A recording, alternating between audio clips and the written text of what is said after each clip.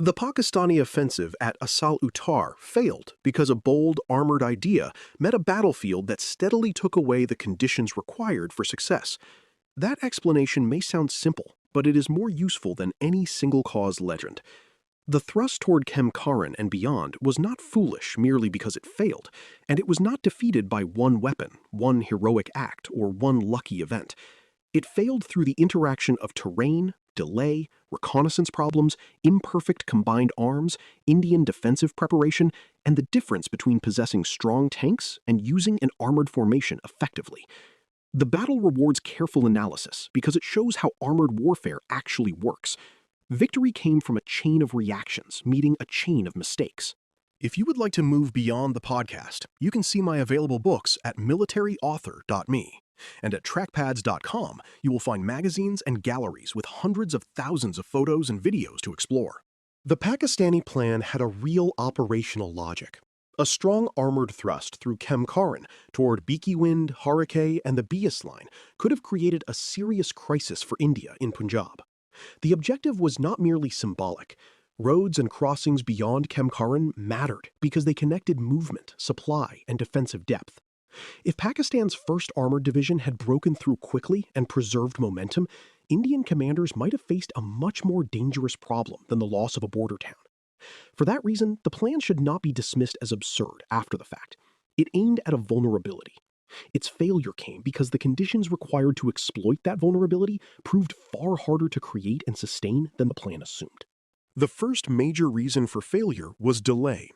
Armored offensives depend on time in a brutal way. Every hour that passes without breakthrough gives the defender opportunities to withdraw, regroup, lay mines, register artillery, move reserves, and understand the shape of the attack. Pakistan needed speed after India widened the war in Punjab. Instead, the fight developed in stages that gave Indian forces time to pull back from Kemkaran and build the defensive position around Asal Uttar. Delay did not have to be dramatic to matter. A slowed crossing, a confused report, a paused formation, or a cautious approach to uncertain ground could all contribute. In armored warfare, lost minutes accumulate into lost operational possibility. Terrain was the second major reason, and it is central to the battle's teaching value. The Kemkaran sector looked more suitable for armor than the mountains of Kashmir, but that did not make it open tank country in practice. It contained cultivated fields, sugarcane, villages, irrigation channels, embankments, roads, and soft or waterlogged ground. Indian forces made some of this terrain worse for the attacker by using water and mines. The result was a battlefield that reduced visibility, channeled movement, and made cross-country maneuver risky. Tanks are not simply vehicles that go wherever commanders draw arrows. They are heavy machines that need passable ground, awareness, and routes. Around Asal Uttar, the ground narrowed the options of the attacker. Reconnaissance and battlefield understanding formed a third weakness. A fast armored thrust must know where the enemy is, which routes are open, where obstacles lie, and whether a withdrawal means collapse or preparation. Pakistan misread or underestimated the defensive system forming behind Kemkaran.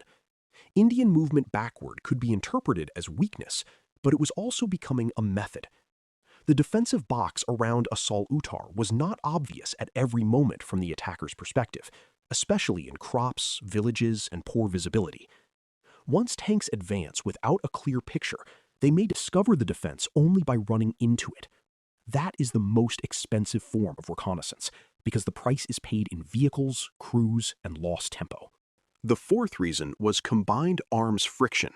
Pakistan's tanks were dangerous, but tanks need infantry, engineers, artillery, reconnaissance, air support, recovery, and supply to turn danger into decision.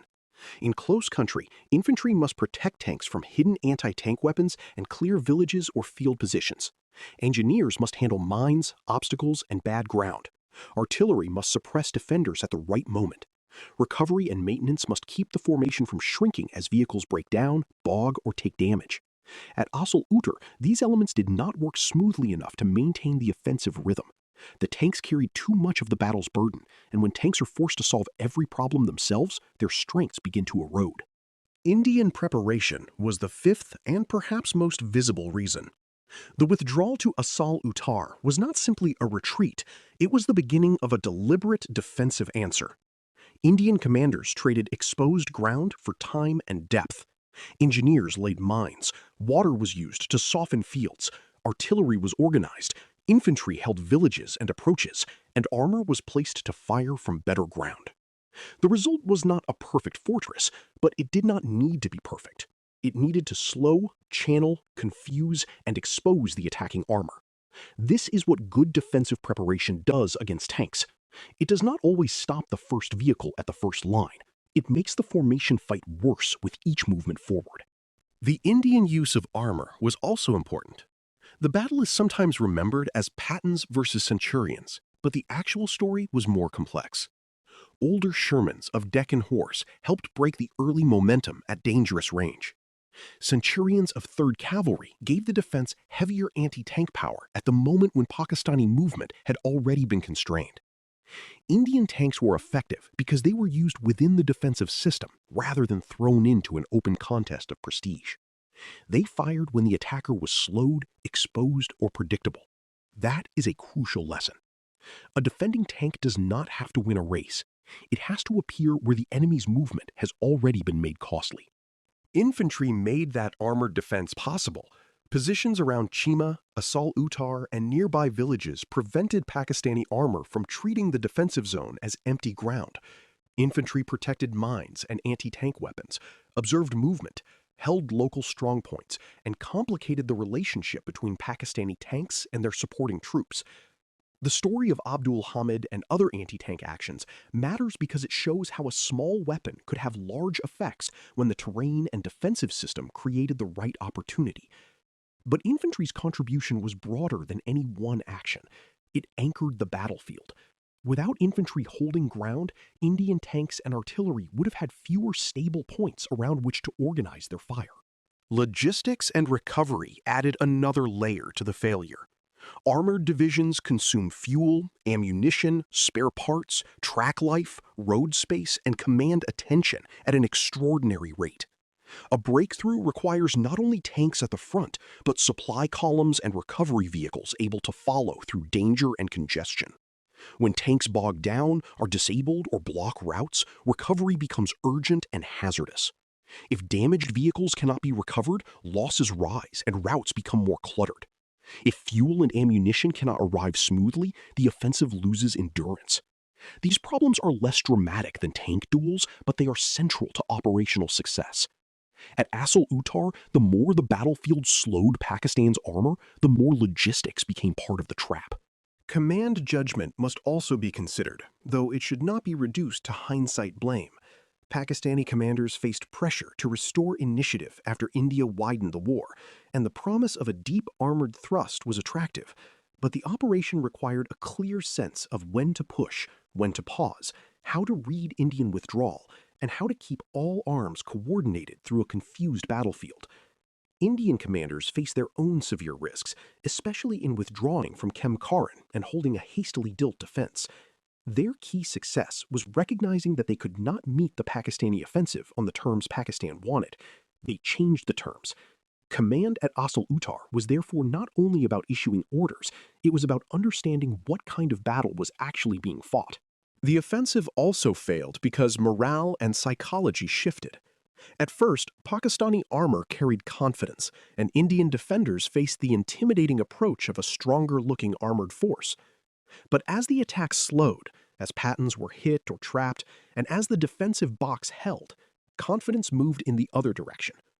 Pakistani crews and commanders had to worry about mines, hidden tanks, anti-tank teams, soft ground, and unclear routes. Indian soldiers, having survived the first blow, could see that the plan was working. This does not mean fear vanished for the defenders or courage vanished for the attackers. It means that the emotional rhythm of the battle changed, and in war, that rhythm can influence how quickly units move, decide, and endure. The failure of the offensive should not be explained as technology defeated by backwardness, or as equipment defeated by bravery alone. Pakistan's Pattons were capable tanks, and Indian soldiers did not beat them by ignoring their danger. They beat the offensive by denying those tanks the conditions they needed. Better equipment can widen possibilities, but it cannot overcome every failure of ground, coordination, intelligence, and timing. Likewise, courage is essential, but courage without preparation can be destroyed. Asal Uttar mattered because it brought these truths together. Indian courage worked because it was joined to a defensive system. Pakistani equipment failed because it entered a battlefield where its advantages were steadily reduced. In the longer arc of armored warfare, Asal Uttar belongs beside many battles where the promise of breakthrough collided with the reality of combined arms. Since Cambrai, tanks had offered armies the hope of restoring movement to battle.